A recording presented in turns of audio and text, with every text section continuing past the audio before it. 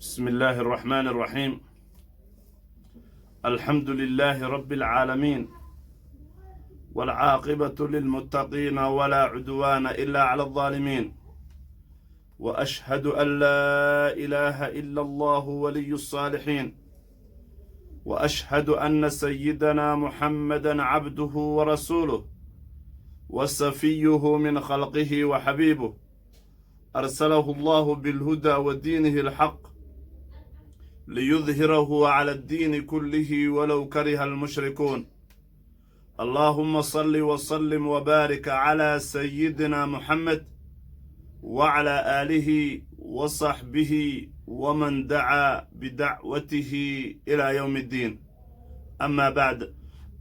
سبحانك لا علم لنا إلا ما علمتنا إنك أنت العليم الحكيم.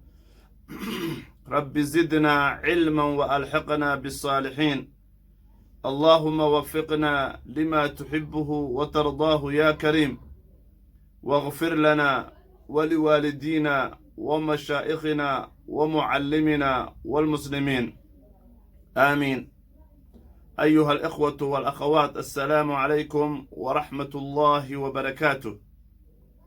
وبعد السلام ولا ليال مركو رئيس إلهي بمهد اسكاله إلهي مركا لنو suurtageliyey annagoo khayraadka iyo wanaagga isku sheegayno. waxaanu soo haynay mowduuceen ciwaankii ahaa siirada rasuulkeena suuban salawaatu rabbi wasalaamu calayh oo kooban. waxaanu maraynay duulaankii ghaswatu xunayn iyo taa'if ayaan ku dhex jirnay. markii dagaalkii xunayn dhacay, ilaahay subxaana wa tacaala aayado ayuu soo dejiyey. ilaahay wuxuu yidhi laqad nasarakum allaahu ilaahay wuu idin hiiliyey fii mawaatina kathiira, meelo fara badan ayuu ilaahay idinka hiiliyey oo idin garab istaagay. wa yowma xunaynin, maalinta xunaynse waxa waaye ilaahay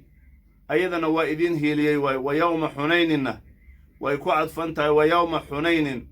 maalintii xunaynna ilaahay wuu idin hiiliyey. id waqti acjabadkum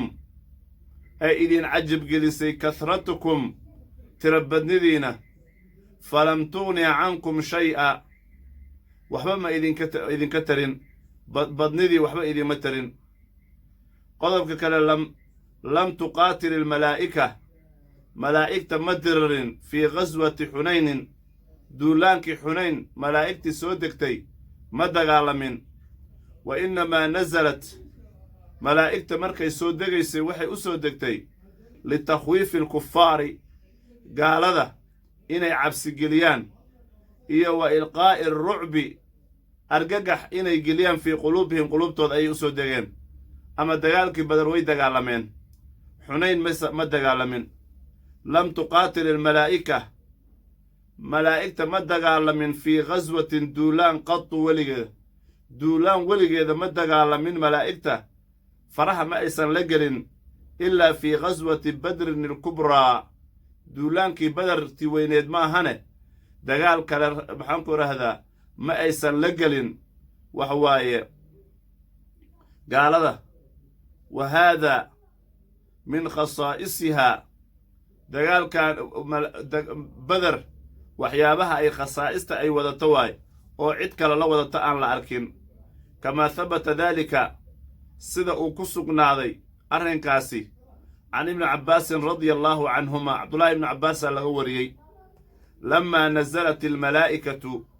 malaa'igta markay soo degtay, haraba alkufaaru, gaaladii way carareen min kulli makaanin, meel kastay aadeen, gaaladii meel kastay u carareen. wa sa'ala rasuululahi sala allahu alayh wasalam can khaalid ibni waliid, rasuulka wuxuu weydiiyey khaalid ibnu waliid. fa wajadahu, wuxuu helay xariyan mustaniddan calaa raaxilatihi, asagoo ku degeysan, laa yastatiicu alxaraka, dhaqaaq aan awoodi karinoo daalay ayuu arkay. fa ataahu nabiyu, nabiga ayaa u yimid. wa akhada, wuxuu qabtay, wuxuu bilaabay rasuulka yanfusu inuu ku tufo calaa jaraaxihi, dhaawiciisii. wa yamasuxaa, rasuulka wuu masaxay biyadihi shariif, gacantiisii sharafta lahayd. marka waxaa la yidhaahdaa malaa'igta way soo degtay dagaalkii Xunayn waxa waaye inay cabsi geliyaan. cabsigelintaasi malaa'ig dagaalanta dagaalkii Badar ayaa waxa waaye waxyaabaha khasaa'ista ay leedahay. malaa'igta way soo degtay oo waxa waaye gaaladii way kala carareen. rasuulka wuxuu weydiiyey Khalid ibn Walid aawi ayuu yidhi war saxaabada waxay heleen fawajaduuhu jariixan asagoo oo dhaawaca mustanidan calaa raaxilatihi gaadidkiisana maxaan ku dhahdaa dhabarka saartay laa yastatiicu alxaraka aan dhaqdhaqaaqi karin. fa ataahu nabiyu nabiga ayaa u yimid sala allahu calayh wasalama wa akhada rasuulka wuxuu bilaabay yanfuthu inuu ku tufo calaa jaraaxihi dhaawiciisa ayuu ku tufaayey wa yamsaxuhaa biyadihi shariif gacantiisi sharafta lahna wuu ku masaxay xataa shufiya ilaa uu caafimaaday khaalid min jaraaxihi dhaawiciisa uu ka caafimaaday. fa haadihi tanina min mucjizaatihi sala allahu calayh wasalama rasuulka mucjizadiisii ayay ka mid tahay. taasi waa mid waay. midda kale indalaqa almuslimuuna muslimiinta way dhaqaajiyeen yattabicuuna alkufaara gaalada ayagoo raacdaysanaya yaqtuluuna fiihim midkii ay gaaraanna ay dilaayeen wa ya'siruuna midkii kalena ay gacmaha taagana ay qafaalaayeen ayay muslimiinta howlgaleen xataa taraka alkufaaru ardu macraka ilaa nimankii gaalada ahaa oo ay ka carareen oo ka wada tageen oo ka wada jabeen dhulkii dagaalka goobtii dagaalka. wa tarakuu waxay ka tageen nisaa'ahum xaasaskii ay soo kaxeeyeenna way ka tageen iyo wa daraariyatihim iyo carruurta ubadkoodii iyo wa ancaamihim nicmoolaydii. waxa waaye dagaalkii markii maxaan ku rahdaa raggii la jebiyey waxa waaye goobtii dagaalka oo carruurtoodii iyo haweenkoodii iyo xoolahoodii oo dhan ay keeneen ay soo dhoobeen kulligooda way ka dhaqaajiyeen. waqacat kullu ghanaa'imin waqacat intaasi oo dhan waxay ku dhacday kullu ghanaa'imi kufaar biyaddi lmuslimiin muslimiinta gacantooday ku dhacday oo waxa waaye xoolihii oo dhan haweenkii oo dhan iyo carruurtii oo dhan waxa waaye haniimay noqdeen. wa kaanat ghanaa'imun cadiima haniimo weyn oo weligeedaba aan la arag tiradeedii ayay ahayd. alfun min alibili geela wuxuu gaarayay 1,000 iyo waxa waaye 40,000 shaatin 40,000 oo riyaad iyo 40,000 awqiya waxa waaye 40,000 oo waqiyood oo min alfidati fida ah waxa waaye 24 waxa waaye oo fidadaas ah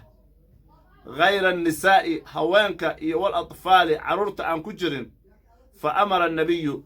nabiga wuxuu amray sala allahu calayhi wasalama an tujmaca haadihi alghanaa'im haniimadaas in la soo jamciyo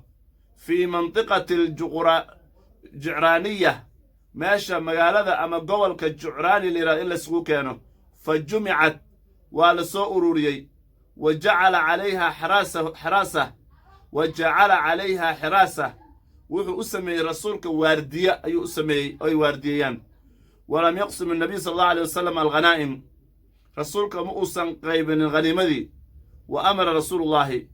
rasuulka ilaahay wuxuu amray bimutaabacati alkufaari gaalada in la raacdaysto alladiina kuwaasoo tawajahuu ilaa taa'if xagga iyo taa'if aaday wa taxasanuu biha waxa waaye meeshaas isku urursaday. taasna sidaasi ayay ku dhammaatay. kadib marka waxaa loo soo gudbay ghaswatu taa'if ayaa loo soo gudbay duulaankii taa'if. waxa waaye ghaswatu taa'if hiya fi lxaqiiqati imtidaadun lighaswati xunayn. waxay ahayd waxa waaye gurmad ama mid ay la xidhiirtay duulaankii xunayn unbay xidhiirkeedii unbaa meesha galay taa'if. wadaalika kaasna wuxuu ahaa anna mucdama fuluuli hawaasin qolada reer hawaasin la yidhaahdo firxadkooda ugu weyn farruu min xunaynin xunayn ayay ka carareen. wa taxasanuu bitaa'ifi waxay dhufays ka dhigteen oo ay ku urureen taa'if. wasala annabiyu nabiga wuxuu gaaray sala allahu calayhi wasalama ila taa'if meesha daa'if la yidhahda ayuu gaaray waxaasarahaa wuu go'doomiyey washtadda alxisaaru go'doomintiina aad ayaa ugu adkaatay laakiin laa tuujadu lama helin ayu mu'asharaatin lifatxi daa'if waxyaabo ififaalo ah oo daa'if in lagu furanaayo wax ififaalo ah ma muuqanin waayahay lifatxi daa'if liquwati xusuunihaa dhufayskeeda iyo siduu u adag yahay uma ina rasuula allaahi rasuulka ilaahi sala allahu alay wasalam ra'aa ru'yan rasuulkeena riye ayuu arkay fii manaamihi hurdadiisii annahu rasuulka lam yu'dan lahu inaan loo fasixin lahu asaga bifatxi daa'if furitaankeeda inaan loo fasixin uma akhbara annaasu biru'yaahum biru'yaahu sala allahu calayh wasalam rasuulkana wuxuu u sheegay asxaabtiisii riyadii ayuu u sheegay uma naadaa munaadin mid dhawaaqa ayaa dhawaaqay oo munaadi rasuulilaahi sala allahu calayh wasalam rasuulka kii u dhawaaqaayey waxa waaye wasiirkiisii warfaafinta ahaa ayaa dhawaaqay birraxiili rarid waa la guurayaa lidhi wa taraka daa'if ayuu ka tegey rasuulka fa qaala almuslimuuna muslimiinta waxay yidhaahdeen udcu llaaha calayhim rasuulka ilaahay ow habaar fa qaala rasuulullaahi rasuulka ilaahay wuxuu yidhi sala allahu alayh wasalama allaahumma ahdi haqiifan wa'ti bihim ilaahayow reer bani haqiif hanuuni ayaga oo dhan keen macnaha ayaga oo maxaan ku dhahdaa muslimiina ayagoo dhan oo wada socda ilaahu ii keen buu yidhi allaahumma ahdi haqiifan wa'ti bihim ilaahu ii keen gaadara rasuulullaahi rasuulka ilaahay wuu ka tegey sala allahu calayh wasalam addaa'if meesha daa'if la yidhaahdo wuu ka tegey mutawajihan ila aljicraana meesha jicraana la yidhahdo asagoo ku jeedastay wa fi tariiqi waddada dhexdeeda ayaa laqiyahu rasuulka waxaa la kulmay suraaqata ibnu maalik radia allaahu canhu yaa la kulmay suraaqahanana markuu rasuulkeena soo hijroonayey kii ka daba yimid oo rasuulka sala allahu calayh wasalama inuu dilo rabay oo ilaahayna ka celiyey markii dambena warqad ammaan loo qoray markii gaalnimada ayuu ku noqday gaalnimadiisi asagoo gaal ah magaaladiisa marka ku noqday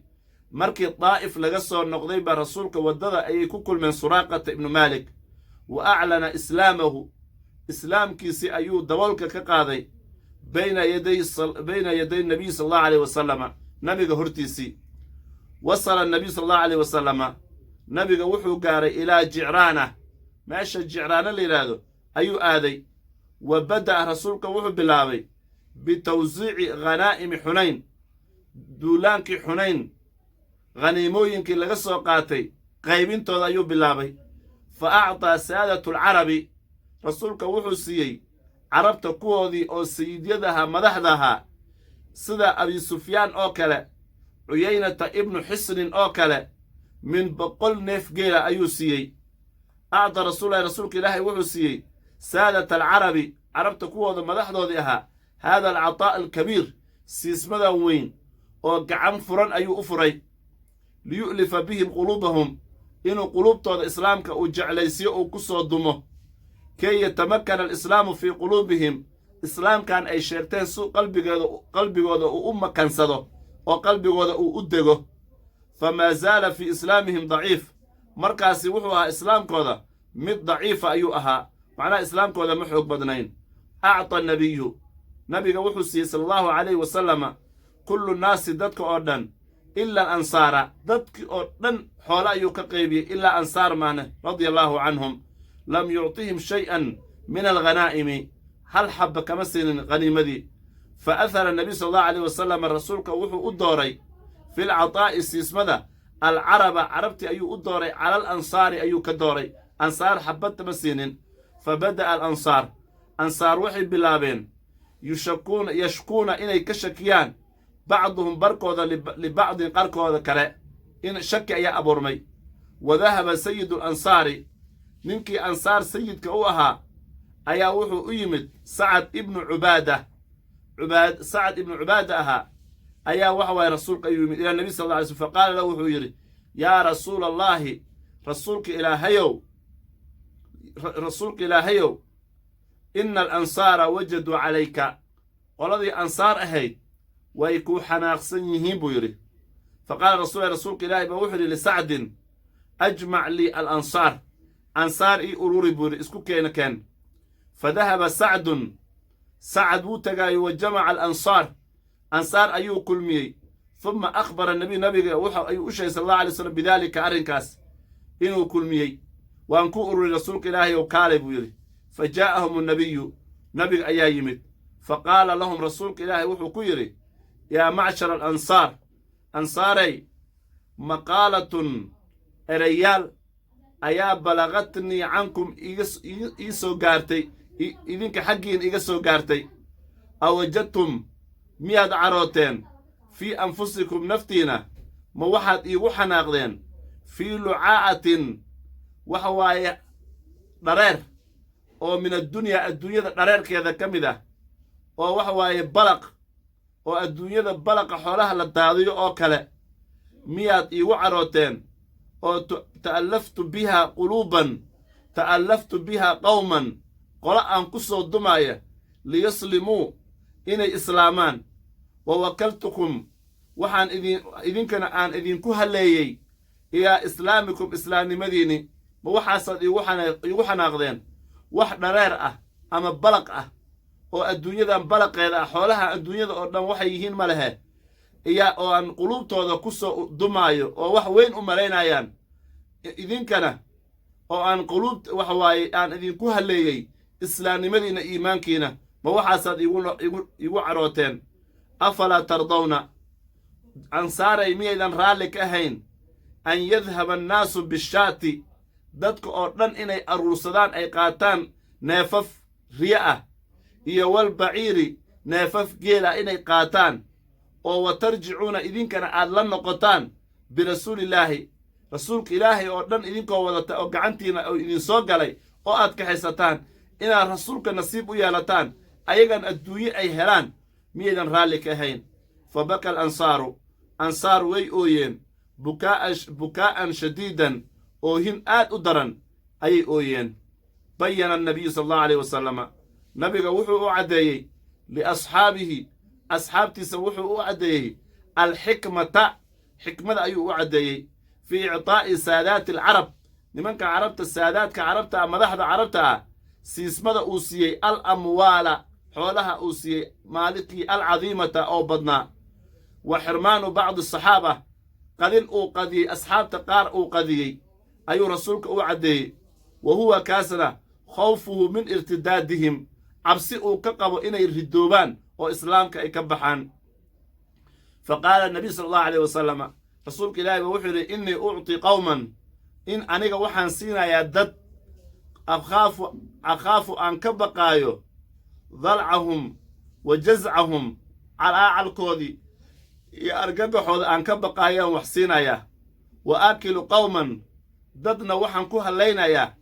ilaa maa jacala allaahu wixii ilaahay uu yeelay fii quluubihim quluubtooda min alkhayri khayr ah iyo walghinaa hodantinimo ah ilaahay siiyey ayaa maxaan ku idhahdaa ayaan iska daynayaa buri dadna iimaankoodan ku halleeyaa kuwana waxaan wax u siiyaa waxa waaye calaacalkooda iyo maxaan ku idhahdaa cabaadkooda dartiisa adduunye jacaylka ay qabaan dartooda bacdamaa faraqa nabiy sala allahu alayh wasalama rasuulka markuu uu faaruqay min tawsiici khanaa'imi ghaswati xunayn biljicraana meesha jicraana la yidhaahdo duulaankii xunayn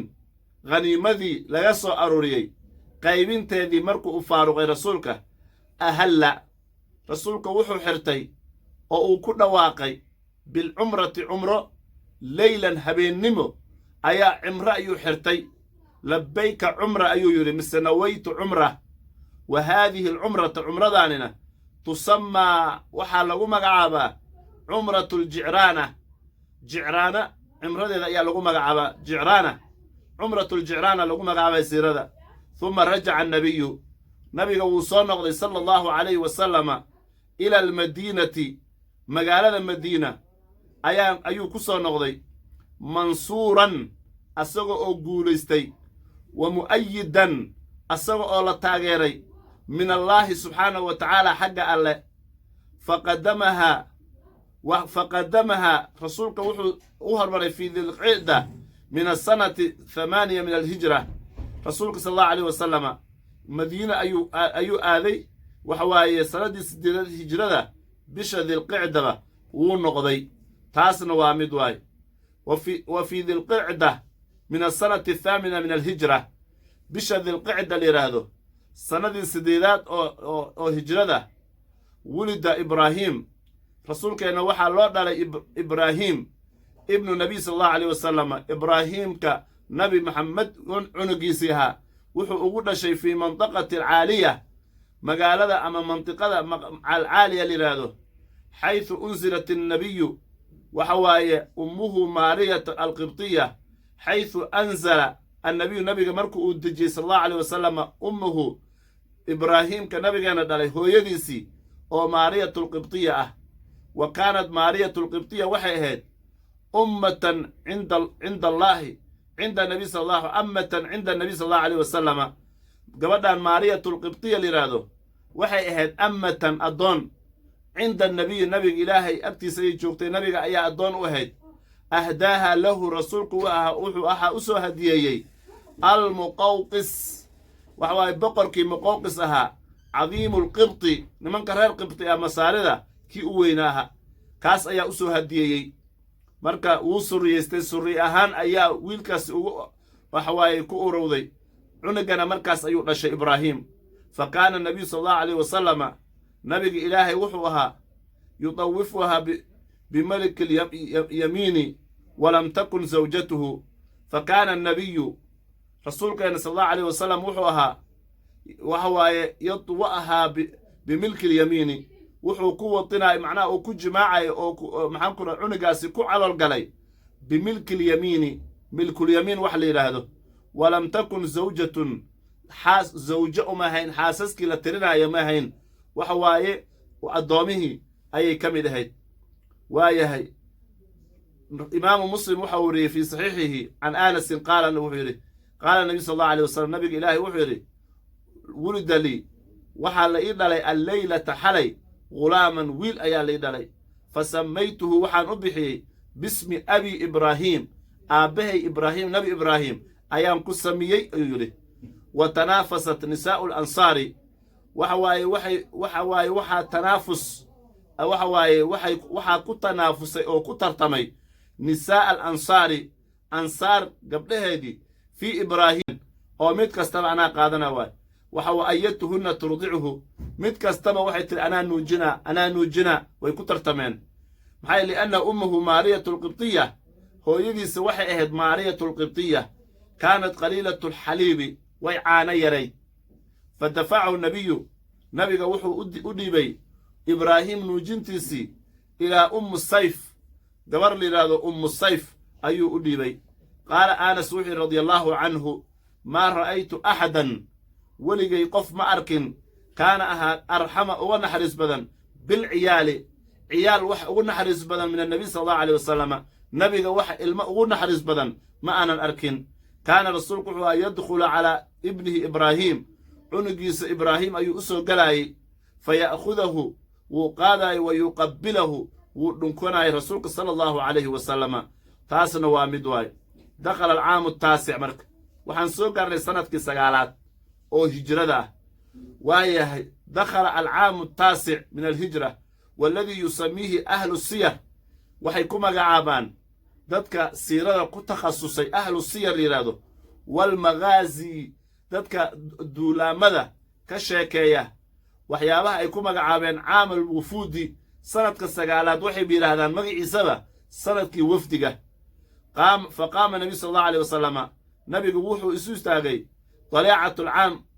التاسع سنة كهجرة سقالات باللو يدبا وحو إسوتاغي بالمدينة مقالة مدينة يستقبل الوفود أساقوا وفود قابلاي وفود يا اسكدب إماتي سلام كي حوغيستي قف كستبا وفدي أيو صدر صدر انتان لو إمانين بلغ عدد الوفود وفود أما وفديدا تردد وحي قارسة وهي رؤوس القبائل وحواي قبائلك وحواي مدحدودي وهي رؤوس القبائل التي قامت التي قدمت المدينة مقالة المدينة محانكو هذا الصوغ شيء وحيا رؤوس عدد الوفود وحو قاري ولي وحال ليها رؤوس القبائل وفود إيمانيسي قبائلك عربت إلكوها ريريسان مدح دو ديواي التي قدمت المدينة اللي تعلم إسلامها إن إسلامك وذا أي دبولك كقادان وعديستان أكثر من 60 وفدا وحكبدا لحدا وفدي ومدحة أيام سنة كاس إماضي وكان العام فكان العام سنة كاسي أو سنة كسجالات حافلا بالوفود مقالة المدينة وحاسو بوحنافيي وفود فمن الوفود وفود وحا كمده وحواي وحيابها وفود تمدواي فمن الوفود التي قدمت المدينة سنة 9 من الهجرة وفود سنة السجالات هجرة أي إمادين ومحانكور هذا كمده وفد باهلة ولا اللي يراهدو يلابو وفد بني تميم وحا كمده وفد بني أسد وحا كلو كمده وفد وحواي بجيلة وأحمس هي وغيرها من الوفود وفود تربدا أقواس كبدا وحواي انتاسي وفدي أيا وحواي مقالة المدينة السنة السقالات بشي باللو يدا أيا صور نوبتي إسلام نمضى عدي سنايان وفي الرجب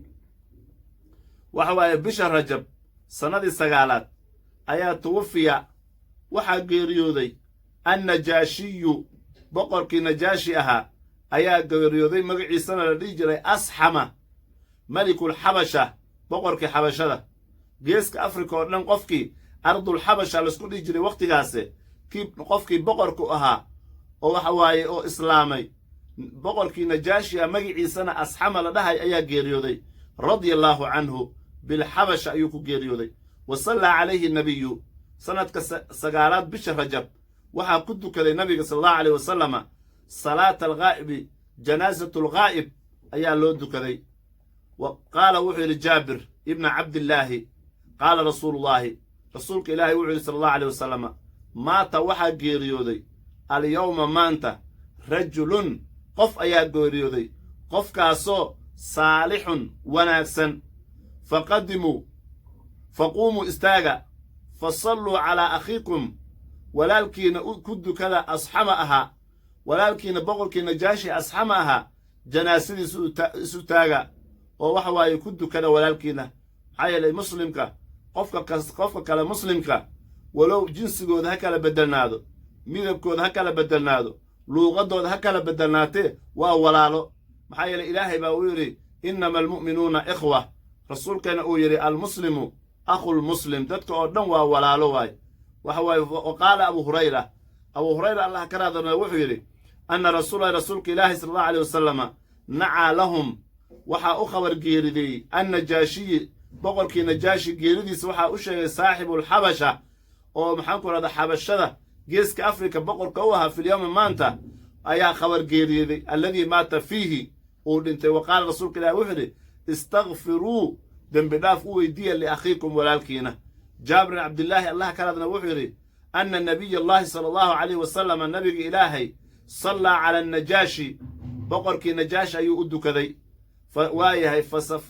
فصفنا وراءه فصففنا وانصفني وراءه رسولك قداشيسا فكنت وحنها عنها في الصف الثاني صفك لبات أيانها أمس أو الثالث سادير لغتري النبي صفك صدحات أيانها هدي كلنا صفك لبات أيها لوضع متكودن بانها وفي رجب بشهر رجب سنة سجالات هجرة وقعد واحد عدي آخر غزوة دولانك قدام بي أو من غزوات النبي صلى الله عليه وسلم نبي الدولان مدي سكمدا أيا دعي وكانت وحيد هذه الغزوة دولان كاسي مع عظم الدولة العظيمة وحال لقى الدولة دي وينت في ذلك الوقت وقت قاسي وحواي السنة داسي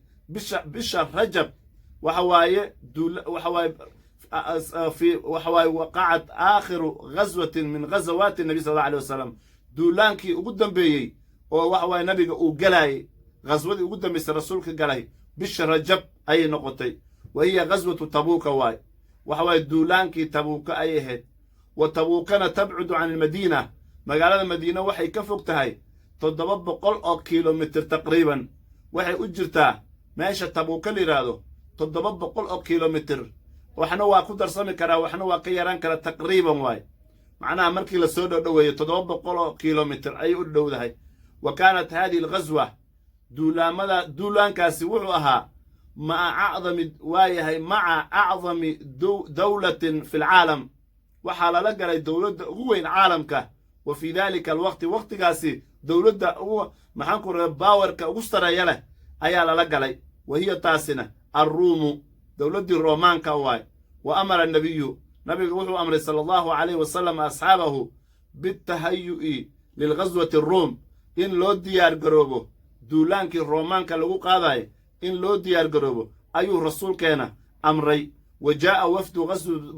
ghaswatu tabuuka wa jaa'a waxaa yimid waqtu ghaswati tabuuka waqtigii dowlaanka tabuuka dhacayay fii duruufin qaasiya duruuf adag ayadoo lagu jiro alxarru shadiid kuleel daran ayadoo uu jiro waalmasaafatu baciida meesha la aadayana ay aad u fog tahay aad iyo aad baciidatan jidda walidaalika sumya aydan ghaswatu tabuuka waxaa lagu magacaabaa ghaswatu alcusr duulaankii oo culayska badnaa ayaa lagu magacaabay walam yaqim alkhuruuju lighaswati tabuuka fi takhyiiri waxa waaye ma ahayn bixitaanka ghaswatu tabuuka ma ahayn cala takhyiiri kala doorasho ma ahayn wa inamaa kaana cala alwujuubi qofka waxa waaye hadduu raba ha iska aado hadduu raba ha iska joogo ma ahayn takhyiir ma ahayn waajib ay ahayd yajibu calaa kulli muslimin alkhuruuj qof kasta oo muslima waxa waajib ku ahaa inuu soo baxo ilaa liman lahu cudrun qofka cudur iskale maan cudurdaar leh sida xanuunka oo kale iyo wixii la mid ah oo qofka jiista iyo cudurdaarka qof kale maahane waxa waaye qof loo ogolaa inuu iska joogo lama ogolayn marka qaybtaani asxaabta nabiga duulaanka say ugu diyaar garoobeenna casharada kuwan ku xiga ayaanu ku sharaxaynaa qaybtaanin halkan ayaanu ku joojinaynaa ilaahay ha nagu anfaco hada wabillahi tawfiiq wallahu calaa maa aquulu wakiil wassalaamu calaykum waraxmat ullaahi wabarakaatuh